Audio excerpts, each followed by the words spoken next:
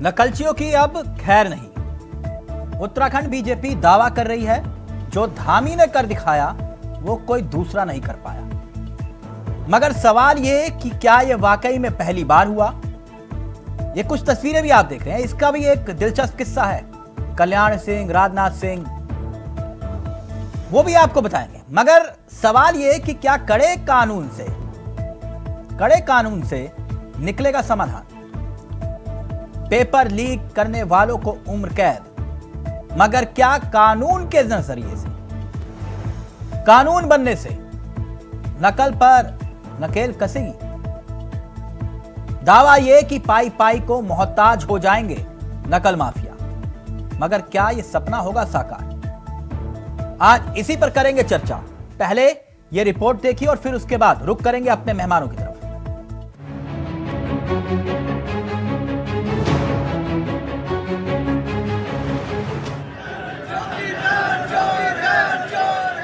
तो आखिरकार उत्तराखंड देश का पहला राज्य बन गया है जहां पर सशक्त नकल विरोधी कानून लागू हुआ है।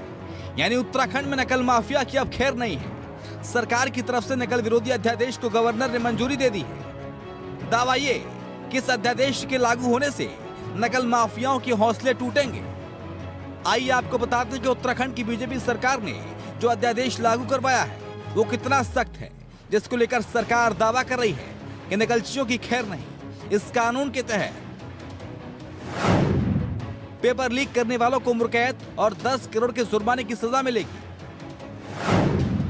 वहीं नकल करने वालों के लिए भी अध्यादेश में 10 साल की सजा और 10 लाख तक के जुर्माने का प्रावधान किया गया है। उत्तराखंड सरकार ने 10वीं और 12वीं की बोर्ड परीक्षा में नकल माफिया को रोकने के लिए यह अध्यादेश जारी किया है। यहां अध्यादेश को मंजूरी मिली, वहीं दूसरी ओर नकल विरोधी कानून पर अब सियासत भी तेज हो गई है। बीजेपी जहां तारीफ कर रही है तो वहीं कांग्रेस सवाल खड़े करने का काम कर रही है। बीजेपी के प्रदेश अध्यक्ष महेंद्र भट्ट ने कहा कि जो वायदा युवाओं से एक सरकार ने किया था, वादा पूरा हो चुका है। सरकार की मंशा साफ है। मंशा ये कि पारदर्शी परीक्षाओं का माहौल होगा। जबकि कांग्रेस इस कानून को लेकर सवाल खड़े कर रही है कि कानून बनने से कुछ नहीं होगा। देखिए, हम शुरू से ही कह रहे थे कि जो ये नकल के संदर्भ में जो एक भ्रष्टाचार का बहुत बड़ा पेड़ लगा हुआ था, उसको जड़मूल नष्ट करना था। और मैं प्रदेश के मुख्यमंत्री का ऐसा आभार व्यक्त करता हूँ। महामहिम राज्यपाल के प्रति मैं उनका भी धन्यवाद करता हूँ कि आपने उत्तराखंड के अंदर देश का सबसे सख्त कानून, नकल विरोधी कानून, इसको अध्यादेश के रूप में आप लाए हैं। और आज मैं कह सकता हूँ कि नज़ीर पेश हुई है। उत्तराखंड के युवाओं को के अंदर एक विश्वास खड़ा हुआ है।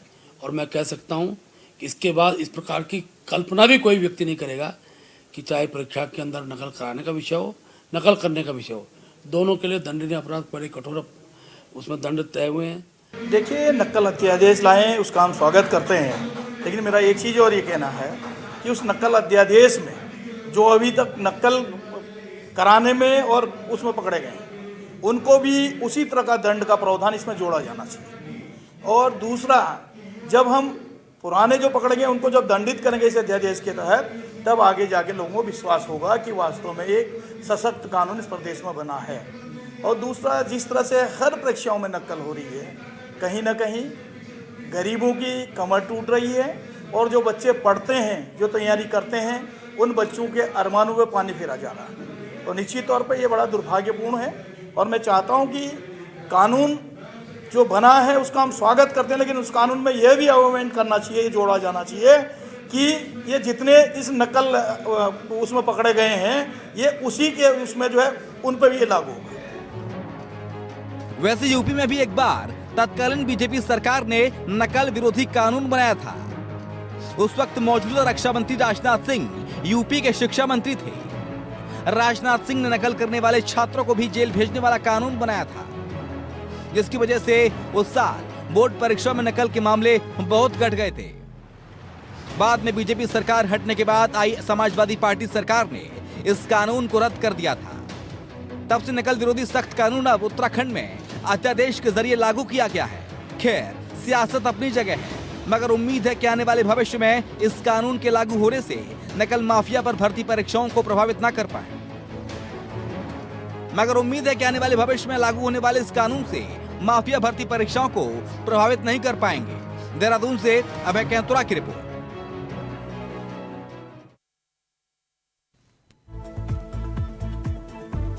तो नकलचियों पर लगेगी नकेल, ये एक बड़ा सवाल है। सीधा रुक कर रहे हैं अपने मेहमानों की तरफ। आपको बता दें कि आज हमारे साथ जो इस चर्चा में मेहमान शामिल हो रहे हैं वो आपकी स्क्रीन पर होंगे। सुरेंद्र अग्रवाल, जो कि कांग्रेस के अनुभवी चेहरों में से एक हैं, वो इस कार्यक्रम का हिस्सा बन चुके हैं। हमारे साथ विपिन खन्ना साहब जुड़े हुए हैं, जो कि प्रदेश प्रवक्ता हैं आम आदमी पार्टी, और साथ ही विपिन कैंथोला साहब इस कार्यक्रम का हिस्सा होंगे, जो कि प्रदेश प्रवक्ता हैं बीजेपी के।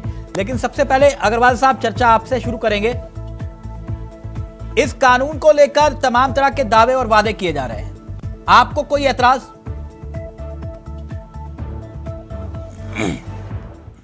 अग्रवाल साहब, विपिन खन्ना साहब, यही सवाल आपसे है। कोई कोई दिक्कत?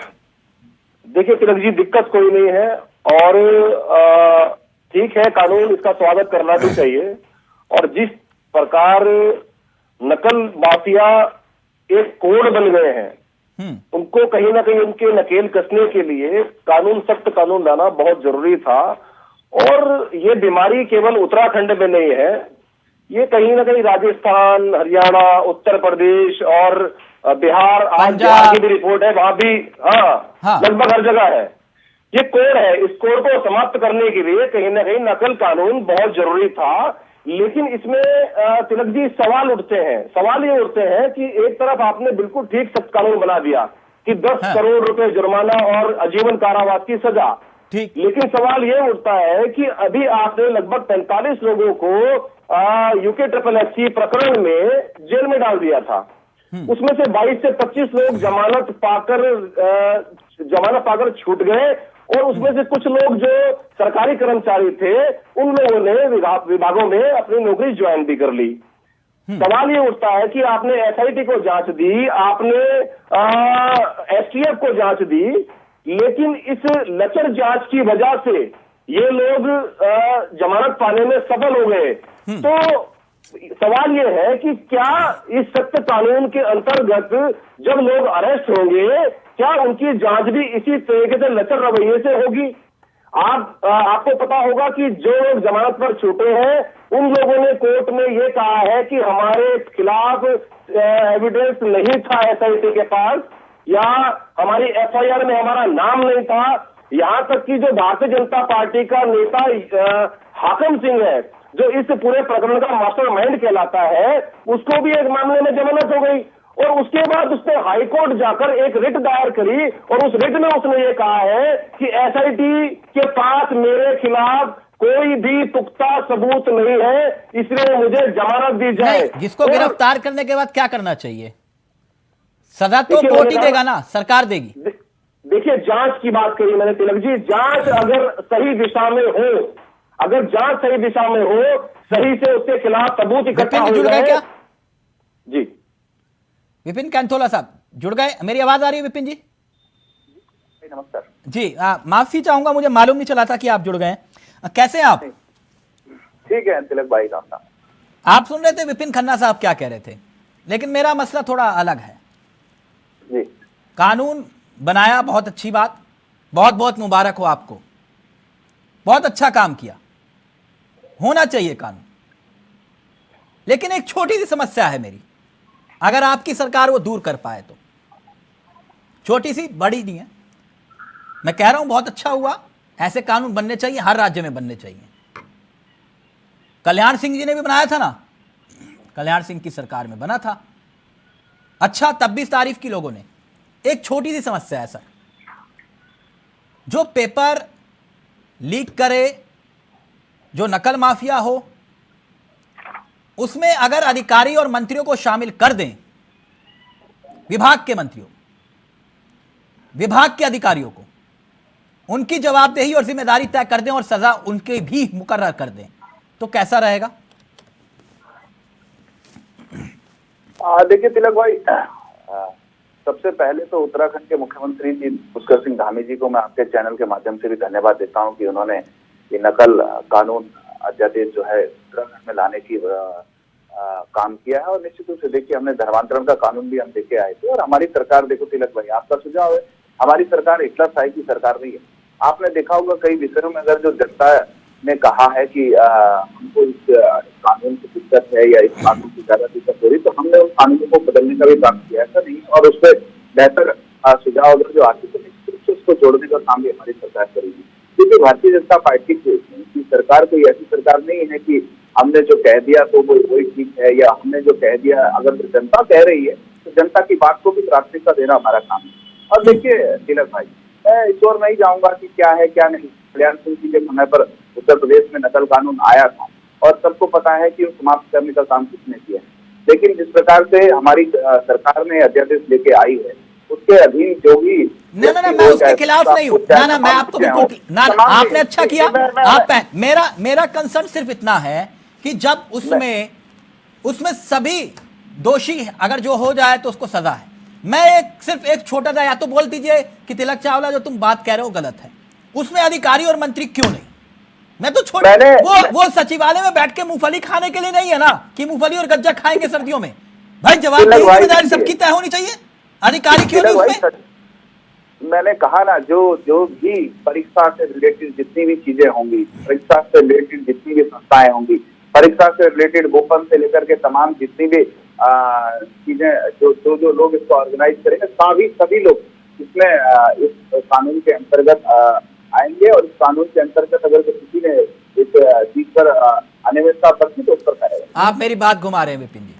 मैं सिर्फ मंत्री और अधिकारियों की जिम्मेदारी क्यों नहीं? मैंने तो आपको कहा ना तिलक भाई, आपका सुझाव आया है, हमारी सरकार कोई एक्सरसाइज की सरकार नहीं है। जरूर अगर जो जनता और आपके माध्यम से अच्छे सुझाव आएंगे, कानून कोई एक कानून का विस्तारीकरण नहीं होता है क्या? कानून के अंतर्गत यही दिक्कत है सर, सत्ता आपकी हो या उनकी हो, बीच का रास्ता आप लोग निकाल ही लेते हैं। अग्रवाल जी, कानून कोई भी हो उस पर क्या ऐड नहीं हो सकता? क्या ऐड करेंगे? निश्चित नहीं, बहुत अच्छी बात है, कर लेंगे तो मैं आपका आभारी रहूंगा और उत्तराखंड की जनता भी। खैर अग्रवाल साहब, मेरी आवाज आ रही है सर आपको? सर आप सुन रहे हैं, विपिन जी कह रहे हैं कि एक तो पहले धामी सरकार को धन्यवाद दीजिए और उत्तराखंड के युवाओं के सपने को आज सरकार ने साकार कर दिया, धन्यवाद दे दीजिए कह रहे हैं। ये विपिन कैंथोला जी मेरे बड़े प्रिय अनुज हैं और मैं इनको इसलिए भी इनका एडमायरर हूँ। ये बड़े तार्किक अंदाज में अपनी बात कहते हैं, बड़ी शालीनता से कहते हैं और मैं इनकी निश्चित रूप से कायल हूँ विपिन भाई का। नहीं कायल तो मैं भी हूँ, अभी सवाल घुमा दिया ना, देखा आपने। देखिए एक बात है, सिर्फ कानून बनाकर यदि कोई समस्या का हल होता तो निर्भया कांड के बाद कितना सख्त कानून बना, बलात्कार तो बंद नहीं हो पाए। जब बलात्कारियों के, नकल माफियाओं के, नकल कराने वालों के, पेपर लीक करने वालों के घर के पते, पार्टी के पते भाजपा नेताओं तक मिलते हों, उनके तार वहां जुड़ते हों, तो सिर्फ कानून क्या करेगा? कानून को पालन कराने वाली जो एनफोर्समेंट एजेंसीज हैं, जांच अधिकारी हैं, उन पर कितना दबाव रहेगा और वो कितनी निष्पक्षता से अपनी जांच कर पाएंगे, ये सवाल भी लहरा रहा है।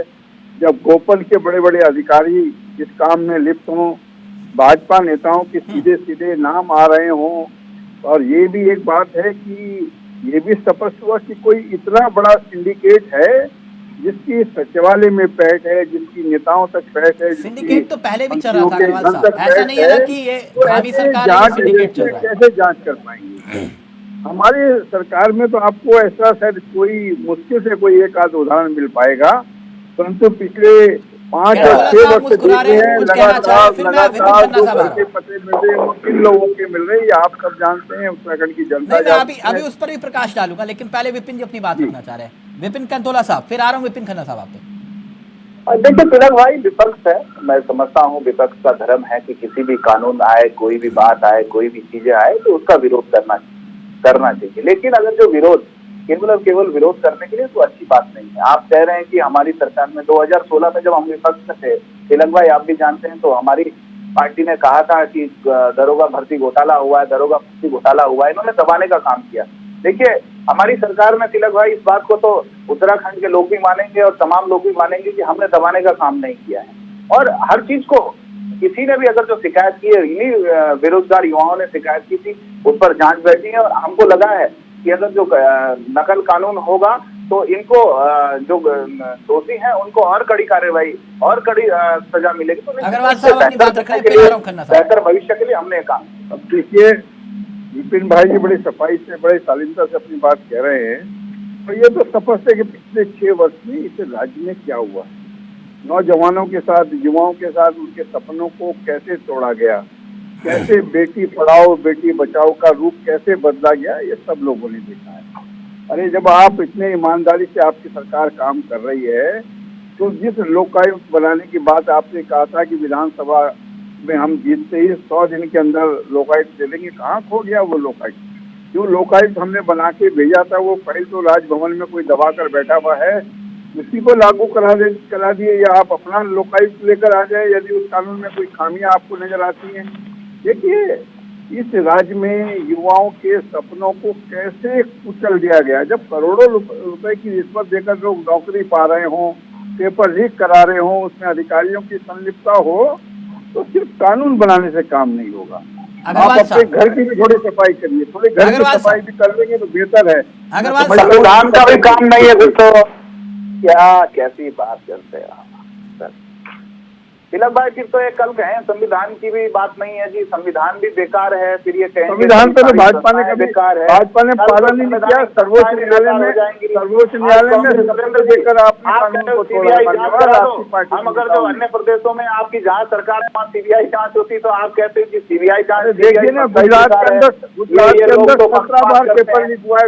समझ नहीं आता कि कांग्रेस के लोग 17 बार पेपर लीक हुआ है। आप कांग्रेस अभी पिछले हफ्ते पेपर लीक हुआ है गुजरात के अंदर, वो भी याद करिए। गुजरात के अंदर 16 पेपर लीक हुए राजस्थान में, क्या बोलेंगे? और आप तो पिछले 6 वर्ष में 600 नौकरियां नहीं दे पाए, 6 वर्ष में 600 नौकरियां नहीं दे पाए, 600 परीक्षा करा पाते हैं, ना बजट का पता नहीं है, ऐसे लोग ना आप नियुक्ति पत्र दे पाते हैं, आप तो लोग कर ही नहीं पाते। आपको इतने असहाय हैं, आप जो है। एक मिनट अग्रवाल साहब, आपने कहा कि भाई निर्भया कांड हुआ, उसके बाद सख्त कानून बना, उसके बाद भी कांड हो रहे हैं, बिल्कुल सही कहा आपने। तो ऐसे में क्या हत्या की धारा को भी हटा दें? कानून तो होना चाहिए ना। एक घर को साफ रखिए, अपने घर को साफ करिए। पहले वो घर की सफाई बता रहा हूँ आपको, मैं घर की सफाई बता रहा हूँ अग्रवाल साहब, घर की सफाई ही बता रहा हूँ। हाँ तिलक भाई बलात्कारियों के एक मिनट अग्रवाल साहब, घर की सफाई बता रहा हूँ। बहुत कम लोग जानते हैं, एक मिनट रुकिए ना, एक मिनट दो, बहुत कम लोग जानते हैं इस बात को। अग्रवाल साहब, घर की सफाई बता रहा हूँ। 2017 में दरोगा भर्ती घोटाला, ठीक, मैं गलत तो नहीं बोल रहा? मेरे ख्याल से आप पूरी बात नहीं बोले, अर्ध बोल रहे हैं, ये अर्ध सत्य है तिलक भाई। अब पूरा सत्य आप कर दीजिएगा। मैं पूरा बात हमारे समय में नहीं हुआ, हमारे समय में नहीं हुआ। क्या बात करते हो साहब? इतने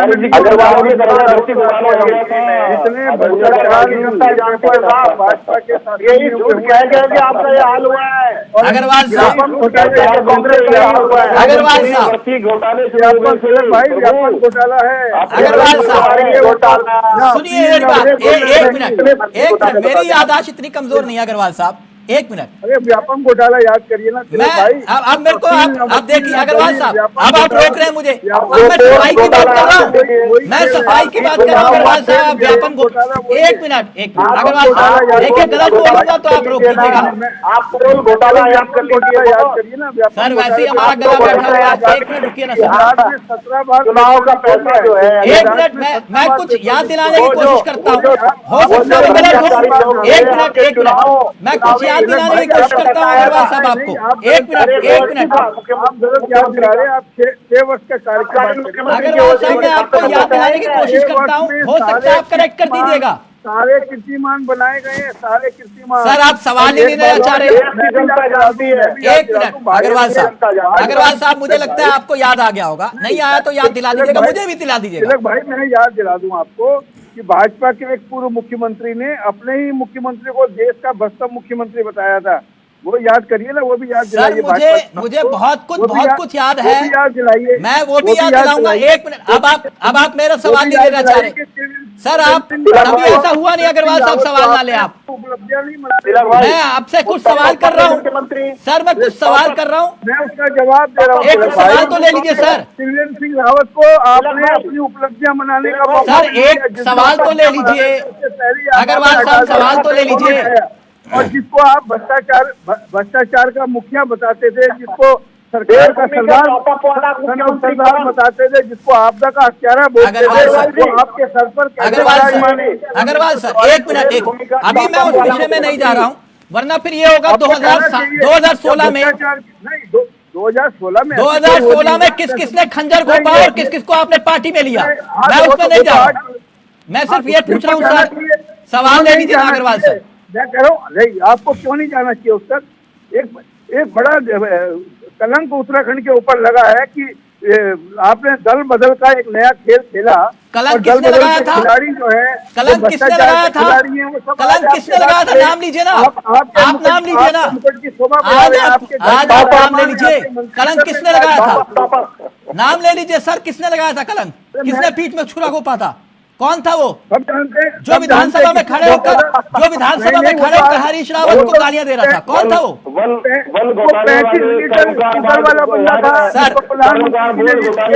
सर एक मिनट प्लीज, अग्रवाल सर आपने पूरी बात को घुमा दिया।